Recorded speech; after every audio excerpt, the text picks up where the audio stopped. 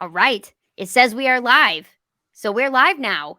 I don't know. I can't see from my view how many people are here, if anybody's here or not. So it might just be us for a few minutes, Yosh, but we are here. Um, how's it going? It's going. It is. Is this early for you? I feel like I remember you being a morning No, I'm person. a morning So person. okay, I usually wake up between 5:30 and 6. that's right. That's right. I feel like I remembered this about you, and I love morning people. I aspire to be like them because I'm like 2 hours ahead of you, and this is still I'm getting into my day, and I've like got a 2 hour head start on you, and you're like ready to go. So I aspire to that. It's coffee. It's I I mean have I've got some my of that. coffee Yeah, preset to go off, so it's a forcing function. If I want my fresh cup of Joe, got to wake that's up a early. smart idea. Yeah, automatic coffee. So if you want like fresh hot coffee, you got to get up and go get it. Like Because if I sleep in, then it's like, oh, it's an hour. It's been sitting there. It doesn't taste so yeah, good. yeah. That's no, that's good. That's a good hack. We Now need. some people like doing the drip and like the fully kind of Oh manicured, yeah, and it's like my friends who know me well, like I'm a little impatient. I said it takes a little bit too long to do that. It does taste good. It does give you a more of a rush because I think it actually makes the coffee a lot stronger. But yeah, uh, yeah. I'm usually impatient because it's like, okay, I got 4 little drips here going, and we went on a camping trip with some folks, and my friend Mark was doing that, and I was like, Mark, this is taking too long for me to get my coffee. I just need like the regular stuff. Yes.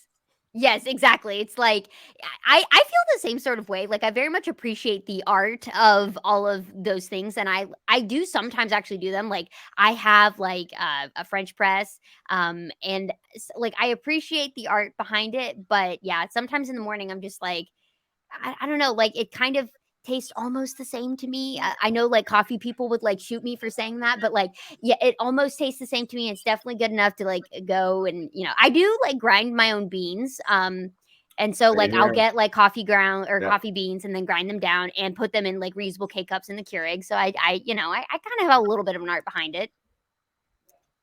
yeah. There's something called Jot. It's a subscription service, and Yes. it's so when you're in a rush or on a camping trip, that's my solution. Is all you have to do is just pour like an ounce of it, and then just Yeah, add water. It actually and just tastes shake it pretty up. good. Just hot water. You can drink it cold. Yeah. So I think I've seen that before. That's yeah, that's pretty great, especially for, camping or just any sort of travel where you're like, I need caffeine quick. Like it is for the caffeine. It is not necessarily for the style choice of how you drink it. or go to Japan and they got awesome coffee and vending machines. Boom. Yes. Yeah. No, Cold that's coffee, hot coffee. get whatever you want. Yeah. That's awesome. All right, folks, we're gonna start here in a minute, but for anybody who's joining, feel free to chime in the chat about coffee, your thoughts on coffee, how you like to make coffee. That's not entirely what this webinar is about. It's gonna be about challenges in the future of growth marketing, but yeah, okay, yeah, I see we've already got some people jumping in here, so we'll go back to coffee in a minute. But if you would like to follow along before we get started, Eric has posted a link in the chat for this. Sidebar that you can see here on my screen that shows the slides and all of the links and the mods we're going to talk through today. So if you want to have this and follow along, just use that link. You'll need to register for a PixieBrix account. It's totally free, and then it'll walk you through adding the Chrome extension and activating this sidebar to show up there. So yeah, and we'll get started here in just another minute or two. Want to wait for some more folks to trickle in, but yeah, Robert here says if you grind your own, try an upper mid level home espresso machine with good reviews. Takes a tad more effort than a K cup, but can be tasty AF. Let's Ooh, that see. sounds Ooh, good. yeah. Let's see. 250 to 3. Grab mine for $40 from a pallet place. Okay, cool. Okay. Upper mid level home espresso machine.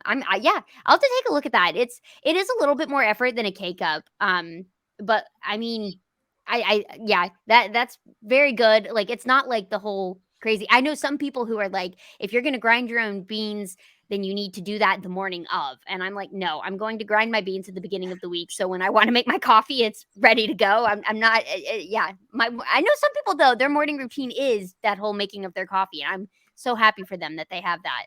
Yeah, my kids are usually sleeping at the time, so that would not work. That would not When you grind, you it's pretty loud. yes, you'd have a whole angry household coming for you at, 5 in the morning. That would be terrible. Not the way to start that. Ooh, yes, okay. Eric's in the chat here, iced or hot? I mean, so I'm more of a, like, at home, a hot coffee, but whenever I'm, like, getting coffee from somewhere else, I definitely want, like, cold coffee. What about you, Yosh? Cold coffee. I love cold coffee. Cold brew, cold coffee. It's Yeah, usually an afternoon thingy. Hot coffee first thing in the morning, yeah, or weather. So when I'm traveling in the summertime in Asia or Europe and it's sticky and hot, yeah. I love a cup of cold coffee in the morning or iced Yep, coffee. yep. Yeah, I agree. I would say it's generally kind of the weather thing for me, but even then, I mean, even in the winter, I'm still known to get, like, cold coffee and cold brews and stuff, iced coffees. We're pretty moderate here in the Bay Area. Yeah, exactly. I was gonna say you've got California, so I mean, you're just it's always good weather for whatever coffee you want. Yeah, it's kind of right in the middle. Not too hot, not too cold. Yeah, exactly. Exactly. All right. Well, I think, it's a couple minutes after 10. I think we're going to go ahead and get started here just because we've got a lot of great ground to cover. This is being recorded for anyone who is wondering. I'm going to put this up here. I will put this up periodically because I know this question will come up a lot, but this is being recorded. We will send it out to everyone who's registered. But yeah, let's go ahead and get started here and just kind of, you know, jump right into the future of growth and this webinar and go through the agenda and talk about what we're going to talk about today. So first of all, just some quick intros. I'll introduce myself and then Yosh, I'll pass over to you. But my name is Brittany Joyner. I'm head of developer relations and community here at PixieBrix. I used to work in marketing. I spent a big portion of my career in marketing, and then I learned to code and became a developer. And so now I get to kind of bring both of those roles together and do a little bit of both here at PixieBrix. So that's super, super cool. Right now, I actually have some foster kittens with me. So if we get some guest appearances, sorry, not sorry. Yeah, I don't know. It might be good for everyone. So that's a quick spiel on me. And yeah, I actually used to work with Yosh at Elastic, my former company, and so that's how I met Yosh. And he led our marketing team there, and I learned a lot under his tenure. And yeah, I'll pass over to you, Yosh, to say a little more. Well, so certainly you learned a lot based on the fact that there are a lot of amazing people on the team. And Britt, I would say that you're one of the OG kind of true kind of growth marketers. That the term did not exist back in 2018. Your job, along with the team that you're on, was responsible for really trying to figure out how to growth hack Yep. the cloud product, which when you have an open source model, massive open source distribution, you can download that software, you can just get it from GitHub. But the cloud was really the way forward and the future. And you all had to figure out how to kind of integrate a whole new motion into the company, working with the product team, with the eng team, across all of marketing. So a lot of kudos to you and the team that built that. I think today it is a major portion of the company's revenues and a big driver of growth. Yeah. Thank you. Thank you. Yeah. Well, and so a bit about me. I am, how should I put it? I'm a recovering CMO. So I like that been recovering doing this CMO. job for a long time. I did not start my career in marketing. For those of you who like to follow the journey of people who kind of end up in marketing, I started my journey as a consultant, more on the functional and the implementation side. Back in the mid 90s, building kind of e-commerce systems, first gen .com systems. Eventually made my way over to marketing over at Salesforce. But this was after deploying some of the first kind of large scale implementations of just cloud. So when you think about those days, this is 2002, 2003, 2004. There weren't APIs to be able to do what you're going to see PixieBrix and Britt do today. A lot of things were really just very simple ways to kind of just drop a widget into an iframe and pass data and parameters, but it was really simple. You couldn't connect to large scale systems like you do today. But eventually, I made my way over to marketing, and then have been kind of doing marketing for the past kind of, I don't know, 15 odd years, running different teams, and I've been fortunate to work with amazing people around me at Elastic, and then most recently over at Sneak in the developer security space. Very cool, and I know, like, Sneak's been doing some very cool things too. I a lot of, our ex-colleagues are over there, and so I've heard a lot of great things, and so that's, yeah, great space to be in. Well, Um so shall we dive in? Yeah, I was gonna say, let's Yeah. dive in. So today we're here. We're going to talk about growth challenges. We're going to talk about using tools to face them, and of course, I'm going to tell you what is PixieBrix and how you can customize our tools to work for you, and then show you how to get started with that. So, yeah, let's jump into these growth challenges. So I kind of set this up in a Jeopardy sort of style where we're going to go through like one at a time here and just kind of talk through and see. But this was an interesting one because we both kind of independently thought through what are some growth challenges that we see and want to talk about. And this was one that kind of came up for both of us. And I think we had some different thoughts and angles with it, but content and it's everywhere, it's everything. They've been telling us for the last 10, 15 years it's going to solve all of the marketing challenges, but it didn't solve anything. It's like it's made new challenges with it. And so I think it can solve challenges, but I think the tricky part is, there's a lot of it out there. How do you make sure the stuff you're putting out there is resonating and working, and what channels are people engaging with your content, and how are you putting the right content in the right places? I mean, that's kind of what comes top of mind for me in terms of challenge. And Yosh, I know you were talking a lot about the like personalization sort of Sure. aspect of the right stuff at the right time. Yeah, so I think the challenge for me kind of summarizes into to measurement. We all know how to produce content. There's amazing writers out there. There's amazing tools out there to go and publish and tag content. The web systems and the blog systems and CMSs and the content that runs on channels like Discord. It's really easy to get content out there now. But I think the key thing is, how do you measure, and then how do you ensure that that content that you're generating is driving the right set of engagement. So and then that leads to personalization. If you understand kind of engagement, then you can hyper personalize that content to increase engagement. So to me, that is the number one challenge. And I think what marketers can do is think quality over quantity. I think sometimes Yes. we get into this rut of like, oh, we got to just produce 10 things here, 20 things here in a week. It's really about kind of quality over quantity. And then you need to think about reuse. And I know that my teams and your team over at Elastic, we did a lot of things around reuse. Probably 5 to 10% of your content would drive 90 to 95% of engagement. So if you can Yep. measure things, you're going to be able to really kind of solve this challenge of like, what do you do with all this sea of content? Oh, exactly. Yeah, it's funny you say that because I will never forget this one ebook that we really wanted to like strategically do another one, but it just performed so well with LinkedIn ads. So well that like anytime we turn it off and try a newer one, like it just would not perform as well. And it's just like, yeah, sometimes it's quality over quantity. And I think that's kind of where a lot of changes happen because content is king and you need to have content, but there's so much content around us, and it's honestly part of what kind of drew me to Elastic back in the day is that there's so much around us that it's not an issue of of having content these days. It's an issue of finding what you need at the right time and the right sort of information. And so having quality content, there's a handful of blogs that I follow, or newsletters even, that I will read every single edition because I know it's quality, and I'd rather have one a week of quality than something every day that's kind of mediocre. Um so yeah, I anything else you want to say about content before we lightning into the next one? Or No, let's yeah, dive into the yeah. next one. Yeah.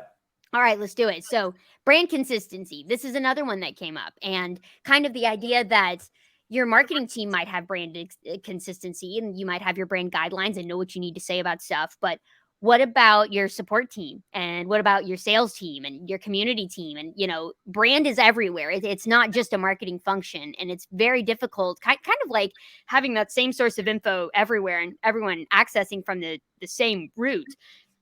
Having and making sure that brand consistency covers the whole user experience. Absolutely. So brand is connected to everything that we do as marketers. Historically, I think brand has been misunderstood as, oh, brand is advertising. It doesn't lead to demand, but people need to know who you are. People need to be able to kind of see your brand, kind of know what you stand for, know who you are, and it needs to be memorable. If it's not memorable, then people aren't going to come back. And this includes not just consumers, but if you're in the B2B software world, it just needs to be something that people can attach themselves to and draw this affinity for. So I think it's really a misunderstood kind of term. It's not just about a brand campaign that you see now either online or in traditional channels. It's not PR. A lot of people misunderstand and say, oh, brand is just PR. Right. It's not. It's your company's voice. It's your company's personality. It's even the color palettes that you choose to use. Are you going to use bright red Yeah. or deep purple? Are you going to have more white, openness? Are you going to have a variety of colors that you mix in? And how do you mix all of these things together to really kind of let your brand kind of stand on its own versus look like somebody else?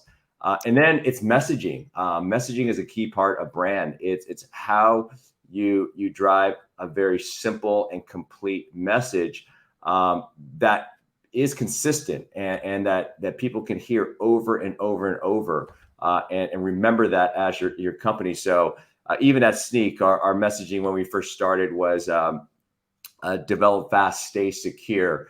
Yeah. Fantastic message. It's still being used.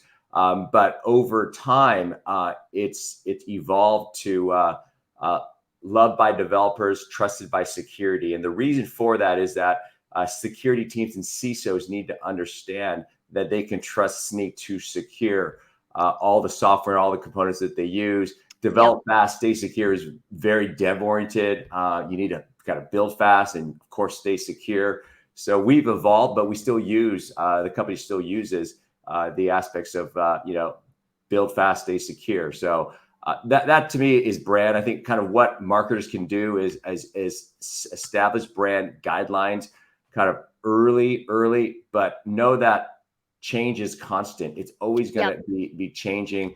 And then, of course, you mentioned work with your internal teams to be able to make sure that your internal teams understand that. So this is your front-facing sales and go-to-market teams, but also your product and engineering teams. And then most importantly, if you are hiring people, you need to make sure that your people teams, your recruiting teams are set up, because every person you hire, you're probably touching 100x the amount of people that you bring in. And that is absolutely critical, because people need to know kind of who you are before they even kind of enter the front door. So if you are the CMO of your company, or if you're at a startup and you're that first kind of line VP of marketing, do not hire a brand agency to go get this work done for you. This is your job. You got to do the hard work. You got to do the heavy lifting. You have to work with your founders and your CEO. Spend all that time to really kind of distill that messaging, go out and battle test it. And that is really kind of what I would end up on, kind of, my kind of, what you can do for regarding brand.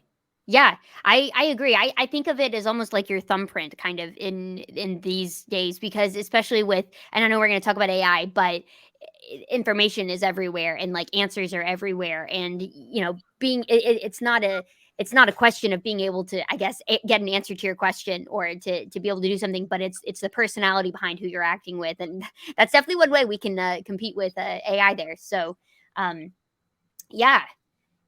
Next, we're going to talk about product-led growth, which is kind of a newer term that has come up in the last several years. Like, this wasn't a thing back when I first started in marketing, and it's funny because the more I learn about it, the more I'm like, wait a minute, but this is marketing, and I think part of what I used to not like about marketing was when we didn't think this way. And having a shift of like, this is the product, let's let people use it, get in front of people, and if they like it, they're going to share it and use it and spread the word about it. And it's like that it honestly makes me excited about a community role, because I feel like that is very much, let's make a cool product and help people use it and help them tell people about it. So Totally. It truly super integrates kind excited. of product and traditional demand with community. Yes.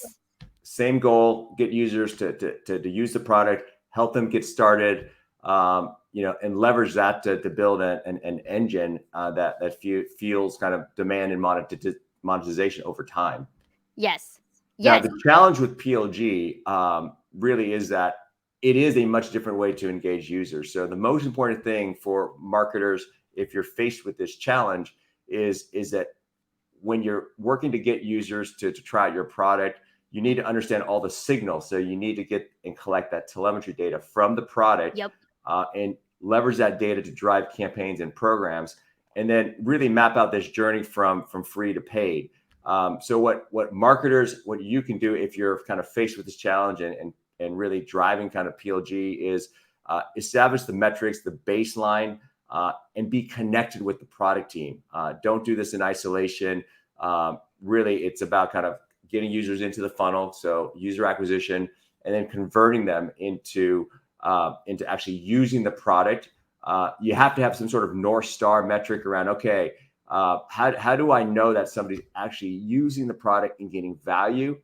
And then longer term, you're thinking about monetization. Okay, how do I get them to either upgrade, buy more, Yeah. expand Put their one money where their existing mouth is, together? right? Yes. Yeah. Yeah, absolutely. I mean, and I think that's, you kind of hit it on the head with the metrics and things. It's not enough of about marketing isn't just about views on the website, right? It's about how many people are like actually using the product, and what are they liking about the product, so you can, which aspects are working best, and how can you highlight that and use that in your messaging. So, yeah, I think that's a big one. Cold outreach. So I brought this one up because I thought this was, and this is something I've kind of noticed in the last couple of years, is that uh we used to think that cold outreach and like connecting with people on LinkedIn and stuff like that was all sales and that's like BDR stuff. But I think that's kind of moved a little bit more into the marketing space lately, and not in a not necessarily in a gimmicky way, but as a little bit of all of these things we're talking about with like the product led growth. You're trying to connect more with users and understand what they're liking, what they're using about it, and what's really resonating with them. But you're also trying to connect with influencers and partners, and it's not just put ads out there and the billboards, like like it's not about all that sort of stuff or just having a good website. It's about we're kind of having to also pull our weight at like getting people to engage and to chat with them and finding the right sort of connections. And so this was something that I was never, I always thought, cold outreach, that's a very like salesy thing. Like I don't want to do that. That's not me. But I've kind of learned that it's kind of just connecting with other humans, and that's what kind of leads to these good conversations that help you improve the product or figure out what to build, or honestly even figure out what kind of webinars to do, like what challenges people are struggling with, and finding the right sort of partners to move forward with. So yeah, have you experienced any of that, I Yosh? mean, absolutely. It relates to everything we just talked about above. If you're going to do cold outreach, and you should be doing cold outreach because uh, I call it outbound. Mm-hmm. Outbound needs to be a superpower as you scale. Yeah. So it involves, PLG. Can you give users, something of value and get them to realize that value pretty quickly? Can you use telemetry data to understand that, oh, there's people that have engaged over here, and let's do some relevant outbound. So that might not be cold outbound. You might not know exactly who that person is, but you're doing relevant outbound. And you and the team over at Elastic were doing that in the very early days. You had a mine of open source users. You somewhat Yep. kind of knew who they were, Yep. but relevant outbound was how we connected the dots between a user that was just a hobbyist and a user that was part of a business organization that had potential buying power. And then really thinking about kind of cold outreach as not just being a part of marketing. You mentioned this, but this is the integrated kind of program that really brings the entire go to market together. You should never hear that, oh, marketing's over here and sales is over here and your expansion CSM team is over here. It's really just one team, and Yep. that's really, really important. And we as marketers should be thinking about not just how much we have generated inbound, which historically have been called kind of marketing generated or marketing source pipeline. It should be about total pipeline. Right. Because if marketing is not hitting their numbers and sales is not hitting the numbers, and nobody wins. So we really win Exactly. as a team. Yep. So the way to solve for that is to think about it as total pipeline. And of course, there's all the metrics that are traditional metrics that we look at, but really kill the notion that marketing only does inbound. Marketing owns all the programmatic aspects about outbound. I know that you're going to show some examples of that later on Yep. with PixieBrix, because outreach and outbound doesn't happen without being smart around messaging, around having templates, around having automation and having tracking. You need all that to really kind of package it together in order to be successful. So I'll leave it with that and Exactly. let you demo everything that I've seen Yeah. that you already have, which is pretty cool. Yeah, yeah, thank you. Yeah, I mean, and it's definitely like I think that's the thing. It's not like a spray and pray kind of motion, right? It's a very like specific, cold outreach and that relevant outbound. I really like that term a lot. So yeah, we'll come back to that for sure. Um, Next we're going to talk about one of my favorites. It kind of relates a little bit to everybody doing everything, but the multi hat marketer. I think they're used to be like I mean there still in some places is a space for a very specialized marketer. Like you're really good at SEO. You're really good at paid ads. You're really good at writing content or things like that. But I think we're starting to kind of get into a point where you kind of have to be a multi-hat marketer. Like even if you're in some of these larger companies, you're never just going to be doing SEO. You're going to be doing analytics too, right? You're going to be doing you're going to be writing some of your own copy even if you're not historically a copywriter. It's something that I even hit too, even as a multi-hat person in a startup. I'm often writing copy, and copy is not my favorite thing to do, but like we all have to kind of get behind that. And there's not just different teams that do different things. Kind of relating back to that whole like brand consistency and what we've already been talking about is that like everybody's kind of in marketing, everybody's kind of in sales. The lines are getting a little bit blurred, and we're all trying to serve the customer. And so yeah, it's just the generalist is emerging again. Is I guess what I'm saying. Yeah, I mean, I should have wore a hat here. I know you have a hat, but Yes. marketing is one of the most, if not the most diverse function in marketing. If at scale, there's going to be 30 to 40 different roles of people within marketing. But if you take a traditional finance org or sales org or even engineering org, you're Yeah. going to have eng level 1, eng level 2. Yep. Then you're going to have a manager. And in sales, you're going to have SDRs and sales reps, and they Right. advance through their career track. So kind of the same role classification. In marketing, you're going to have everything from the designer to the content marketer to the SEO specialist, demand gen, growth, to customer advocacy, Yep. all the way through product marketing and competitive. The list goes on and on and on. We haven't even touched marketing ops yet, Right. and Right. all the roles there. But you're right.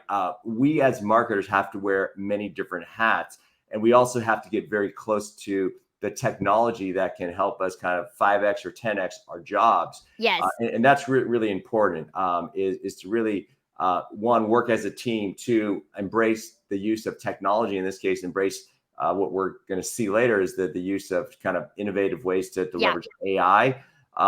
And I think, we talked about this the other day, is you have to be okay with the unknown. And you're Yes. an amazing example of the unknown. Like, okay, you want to be a front end developer? Great, go be a front end developer. Well, that's going to make you a better DevRel community person. Right. So you have to be able to invest in that learning and experimentation.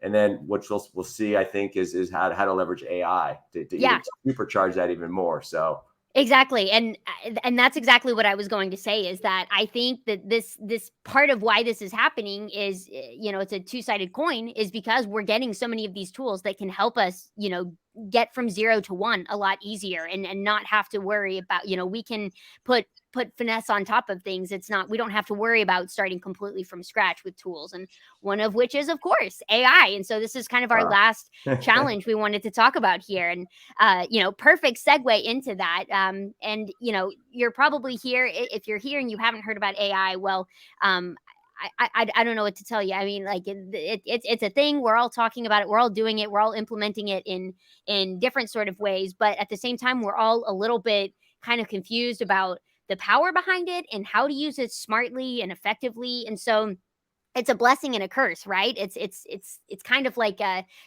think Rachel, actually, Sebastian, if you remember her from Elastic 2, she and I were talking about it recently, and she was like, it's almost like being at like in the world when like the internet was just first invented, and we're all just like, whoa, what is this? And it's like life changing, but also kind of scary and interesting all at the same time. And so I think it's a challenge of knowing, where does it make sense to use this? Can I use this for like drafting a blog post? Can I use this for like writing customer emails? Like, can I let it go do it all on its own? And I think there's, some fuzzy answers in there for sure. But yeah. And then also the idea of like, is it safe? Like, what are they doing with the data and things like that?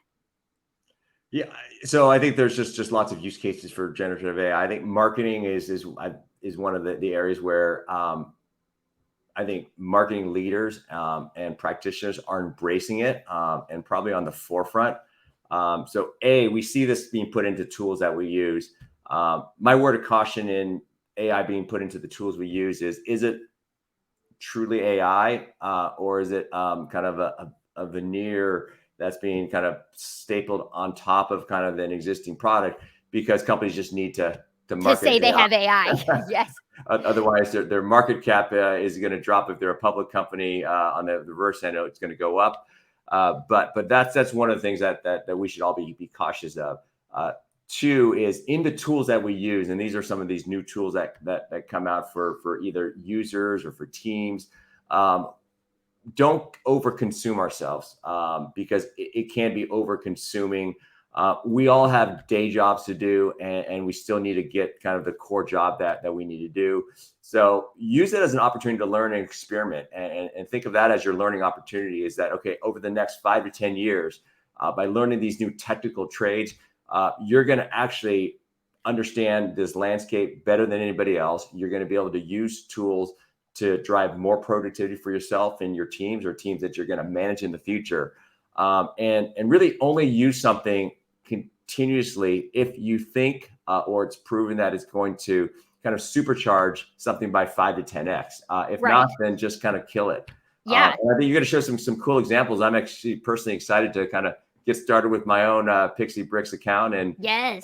kind of use it to hack away. I mean, I've been using AI and I just have my own ChatGPT window and I drop things in all the time. But if I can do this in a way that's a lot more streamlined with some more workflow and automation built into it, I think it's a win-win. Yes, yes. Oh my gosh. Well, that was a perfect segue. I didn't even tell you to do that, and that was a perfect segue into what we're going to spend our last kind of few minutes together talking about is how do we now take all of these challenges and thinking about wanting to keep brand consistency and trying to think about we're doing outbound, we're doing outreach, how do we use all of these tools, how do we be a multi-hat marketer, how do we be smart about it, how do we actually leverage these tools to work for us and not against us? And obviously I'm here to tell you about PixieBrix. And in case you're like, I have no idea what PixieBrix is, it is a low code browser automation tool. That's how I like to describe it. And what I mean by low code, you're not going to need an engineering team or a whole like developer to come in and build you a solution for uh, interacting with different websites and building your own automation tools to help you with your job.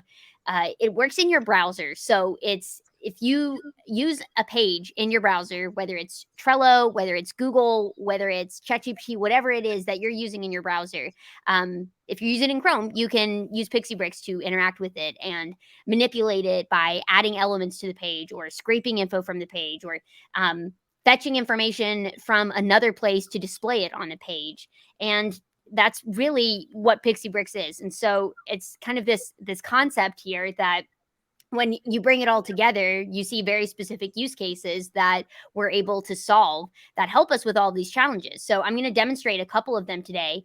And I'm going to start with my favorite one, which is we just launched it last week. It's our AI Copilot.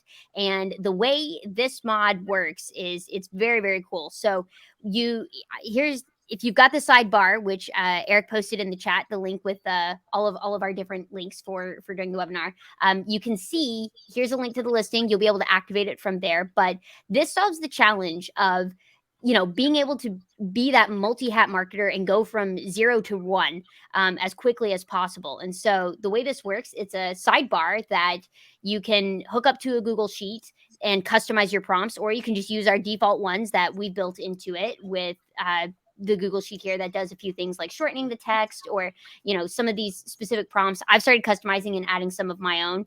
But what you can do is you can, for instance, highlight text on a page and just click this button, and it's going to run a command and ask the AI Copilot to summarize that or whatever you've said to do with it. And then you can copy that to your clipboard to go put in your email or send to a coworker, whatever you need to do with it. Or you can save the response to a Google Sheet to quickly access it. And if you want to keep the conversation going and say, make it even shorter, it can do that as well. But it can do all sorts of things besides that. So I use it for, I have a newsletter that I write about Trello every week. And so I actually use this to help me write a title for it by, I've created this prompt here and I can paste in the content and it'll recommend a title. And my favorite one is actually this freestyle one where it's just kind of like, I just added a prompt for whatever. So I can say, Yosh and I were playing with this earlier and I was like, tell me a joke that I can use to open a webinar for marketers. And let's see if it comes up with as good of a one as it did before. But yeah, here we go. Why did the marketer refuse to get a tattoo? Because they didn't want to be branded. I think comedians aren't going to lose their day job anytime soon to AI. So marketers, we might need to step it up, but comedians, you're probably safe. So that's one that I really enjoy using this one, and I've really found a lot of use for it in helping me generate copy for things when I'm like, I don't want to generate copy. I don't know what should the title be. I'm like, and even if I don't use it word for word, it gets me from that 0 to 1 where I can then kind of flesh through and say, like, I was building re-engagement emails yesterday for some of our users, and I was like, give me something to kind of start with here. And it did. And then, there were a few parts I changed, but it was so much easier editing something that existed than trying to sit there and think, okay, well, what do I say from scratch? So, so I thought this one's my favorite to use. Big fan of that. And again, all of these links, if you want to activate it, this is free to use, by the way. I like PixieBrix, we charge for teams and enterprises, but for individuals, it's completely free. And any of these things that I'm talking about today, you can activate and start using right away. No credit card, nothing required to start using.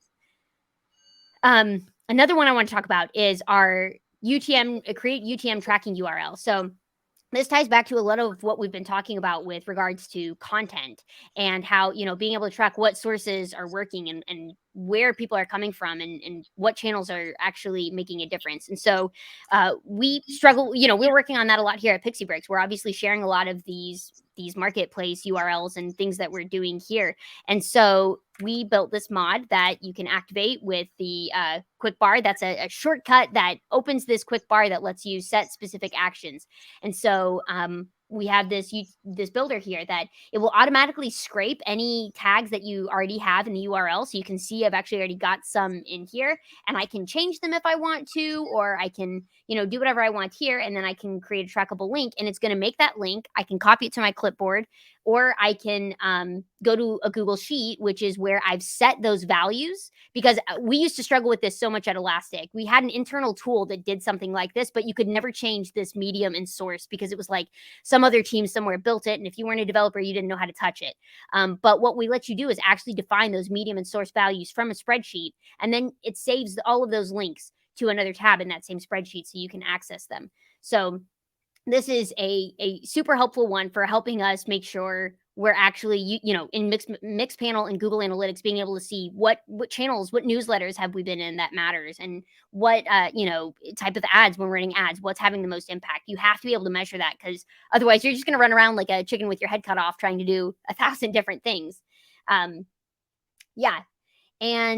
next, I'm like jumping around between my slides and all of this here, but next we're going to talk about my LinkedIn message templates. So I saw us talking about this and I was like, I'm not really a big LinkedIn, like I don't know that I need templates. Like I don't really do a lot of like scaled outreach. But I realized as I activated this, I actually am doing a lot of that outreach and I'm already doing it. And this is making it so much easier because I was like, oh, this is for salespeople. But again, it comes back to like, I'm actually doing a lot of this stuff as well. And so the way this mod works is you activate it. And let's say I'm on LinkedIn, I want to go connect with somebody.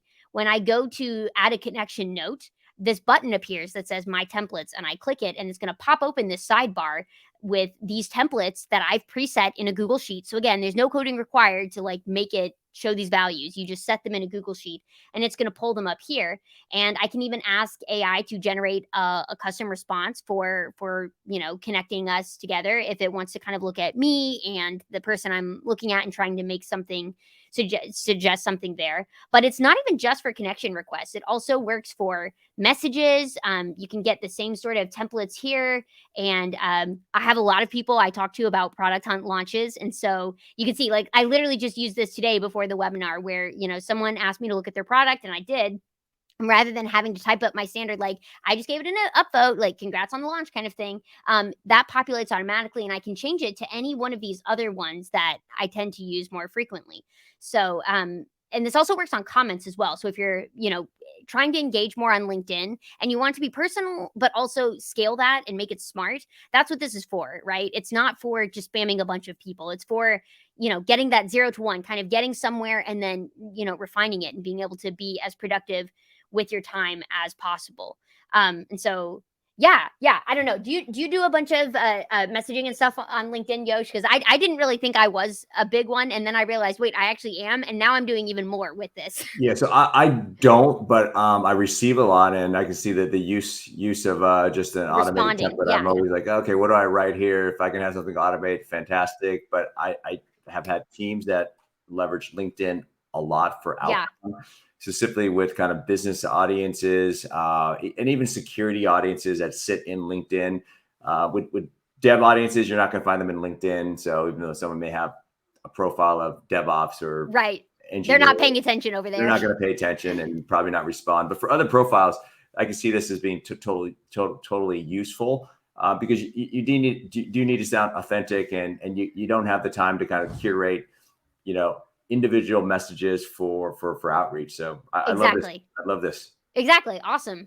Cool. And then we're going to show there's so many others that we have, by the way, but I know we've all got stuff to do today besides go through a bunch of mods here. But the last one I want to show you, it's our check brand guidelines with ChatGPT. And so the way this works is I'm going to show you how you can customize it, but if you just use this right off the box, it's going to set the brand guidelines to analyze for like friendly, positive, casual, like conversational, concise, look at those kind of things. And it's going to actually score a response and rewrite it for you. So let's say you are working on a support ticket or something, and your support team's working on a support ticket, or you're responding to a customer email, or anyone in your team is interacting and you want to see how on brand your text is. Could be writing a tweet, something like that. All you have to do is select the text and then you can right click. And if you go into this context menu, which I just realized it's not showing the context menu because I'm sharing my window. So I'm going to do the quick bar and show you all how that works. You can open this quick bar and you can click check brand guidelines with ChatGPT. And so what it's going to do is it's going to basically look at your response and then it's going to look at the brand guidelines you set and the examples there. And then it's going to score it and say, okay, that's not really high and positive. It's very concise. It's not really conversational and it is factual. So it's going to give you some feedback, but then it's going to actually show you a better way to write that. And you can copy that to your clipboard and paste that in there and boom. And think about how easy that was. Like I didn't have to think about all of those things. I had the gist of a message and it made it on brand just like that. And if you want to be able to customize this to use your own sort of things, like I said, right now it's kind of just looking at like friendly and personable. But if you want it to be quirky or more casual, whatever your brand guidelines are that you've established and you want your whole team using this, we have a tutorial explaining exactly how to customize and go through it. And it's not any sort of coding. The steps are effectively that you're going to copy this, you're going to duplicate it and make your own version. And then I'm going to show you exactly where the prompts are and the pieces are that you need to fix inside this mod. And I've got videos and steps to help you like all along the way, but I'm going to show you exactly the parts that you're going to train and say, here's a sample response, here's how we would say it more on brand. And all you need to do is put that inside a text box inside of the bricks that make up this mod. And so, and if anybody wants any help with that, I'm totally happy to get on a call and guide you one-on-one on how to make this sound like your brand guidelines and walk you through this tutorial.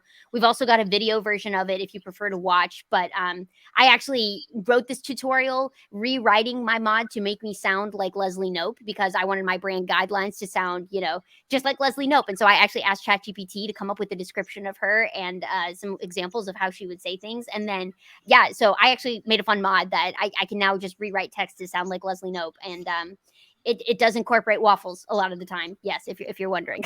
I think this one is really, really cool. I think it may go kind of under the radar a little bit in terms of the significance and importance of that. But brand guidelines usually get written in some sort of Google Doc. It gets dropped onto an intranet and then nobody looks at it again.